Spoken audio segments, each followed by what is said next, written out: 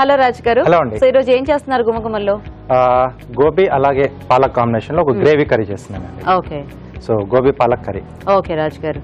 Okay, మరి గోబీ పాలక్ కర్రీకి కావాల్సిన పదార్థాలు ఏంటో చూద్దాం. గోబీ పాలక్ కర్రీ తయారు చేయడానికి కావాల్సిన పదార్థాలు: ఉడికించిన కాలీఫ్లవర్ 1 కప్పు, పాలకూర పేస్ట్ 1 కప్పు, తరిగిన ఉల్లిపాయ 1, తరిగిన పచ్చిమిరపకాయలు 2, అల్లం వెల్లుల్లి పేస్ట్ 1 టీ స్పూన్, ఉప్పు తగినంత, కారం తగినంత, పసుపు చిటికెడు, ధనియాల పొడి 1 teaspoon, garam masala 1 teaspoon, కొత్తిమీర కొద్దిగా, నూనె 3 టేబుల్ స్పూన్లు, తరిగిన టొమాటో 1. ఇంగ్రీడియంట్స్ చాలా తక్కువ ఉన్నాయండి. సో చక్కగా టేస్టీగా ఫాస్ట్ గా ఎలా చేసుకోవాలో మనకి రాజుగారు చూపించేస్తారు. రాజుగారు స్టార్ట్ చేద్దామా? తప్పకుండా అండి. సో దీనికి అన్ని కొంచెం ముందు ప్రిపేర్ చేసి పెట్టుకుంటే మనకి చాలా ఫాస్ట్ గా అయిపోతుంది అనుకుంటా కదా? అవునండి. ముందుగా ఏం లేదండి. సో పాలకూర మనం కొంచెం అలా బ్లాంచ్ చేసినట్టు వేడి నీళ్ళలో మరిగిన నీళ్ళు కొంచెం అలా వేసి తీసేసి పేస్ట్ చేసేసుకోవాలి. సో పేస్ట్ రెడీ అవుతుంది మనకు. అలాగే కాలీఫ్లవర్ కూడా మరుగుతున్నప్పుడే ఒక 2-3 నిమిషాలు కొంచెం అలా వేసేసి మూత పెట్టేసి వెంటనే వార్ చేసుకోవాలి. ఎక్కువసేపు పెట్టామనుకోండి అవి మళ్ళీ మెత్తపడిపోతాయి. సో ఈ 2 రెడీ పెట్టేసుకుంటే మనం ఫాస్ట్ గా చేసేసుకోవాలి. ఓకే.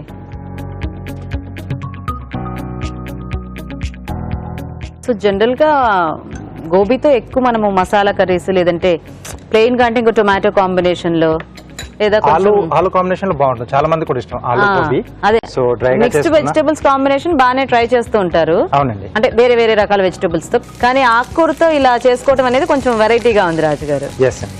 సో ఫస్ట్ ఉల్లిపాయ ముక్కలు వేసుకున్నాం. ఓకే. సో దీంట్లోనే పచ్చిమిరపకాయలు, కొద్దిగా అల్లం వెల్లుల్లి పేస్ట్ అండి. ఓకే.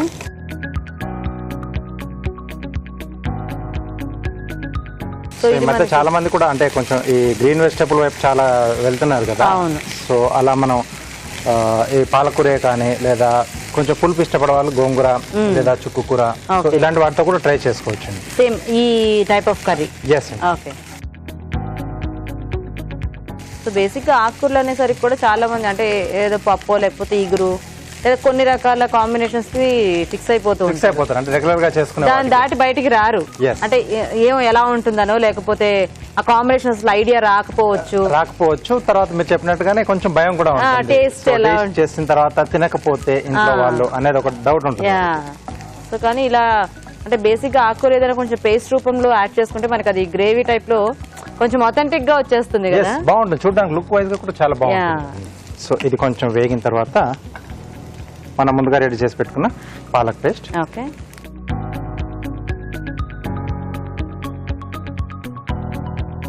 సో దీంట్లోనే ఉప్పు. సో పాలకూరలో కొంచెం ఉప్పు చూసి వేసుకోవాలి. ఓకే.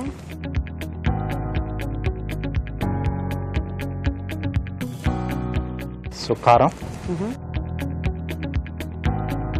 సో కొద్దిగా పసుపు అండి. ఓకే. సో ఈ పాలకూర కొంచెం మనకు మగ్గితే అంటే ఈ ఉప్పు కారాలు తర్వాత మనం అల్లం వెల్లుల్లి పేస్ట్ కూడా యాడ్ చేసుకున్నాం కదా. సో ఆ ఫ్లేవర్స్ కొంచెం ఈ పాలకూర పట్టేస్తే మనం ముందుగా ఉడుకు చేసుకున్న గోబీ అది యాడ్ చేసేసుకోవచ్చు. ఓకే రాజు గారు. సో మేము చిట్కా చూసేస్తాము. ఓకేనండి. ఓకే, మరి ఇప్పుడు మనం ఒక చిట్కా చూద్దాం.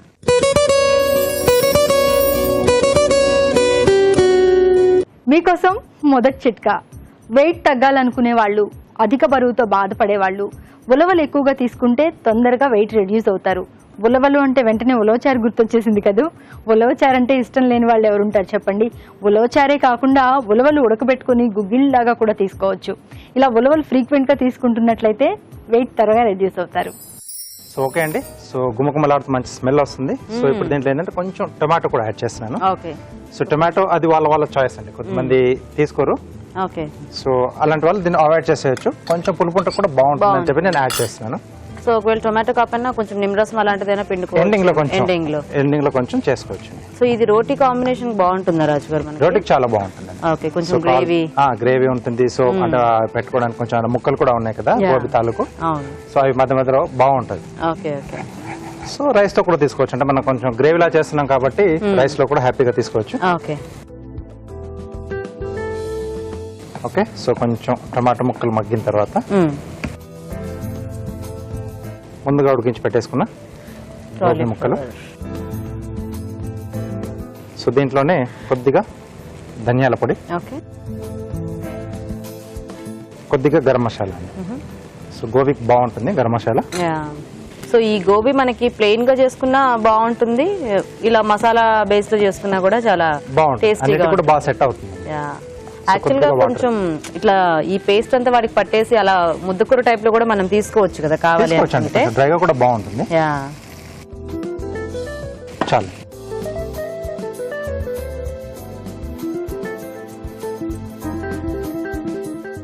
నైస్, ఆ టెక్స్చర్ అంతా చాలా బాగా వచ్చింది కదా. ఎస్. సో ఆ కాలీఫ్లవర్ కి పాలకూర ఫ్లేవర్ అంతా పట్టేస్తే మనకి తీసేసుకోవచ్చు, డిష్ రెడీ అయిపోయినట్టే మనకు. నైస్. సో కొంచెం మనం ఆ పాలకూర పేస్ట్ కి తగ్గట్టుగా అంటే దాని టేస్ట్ కి ఏదైతే సెట్ అవుతుందో ఆ వెజిటబుల్స్ చూస్ చేసుకుంటే బాగుంటుంది. Okay okay. సో ఆయిల్ కూడా రిలీజ్ అవుతుందండి పైన. సో డిష్ రెడీ అయిపోయింది, కొద్దిగా కొత్తిమీర యాడ్ చేసుకున్నాం. ఓకే.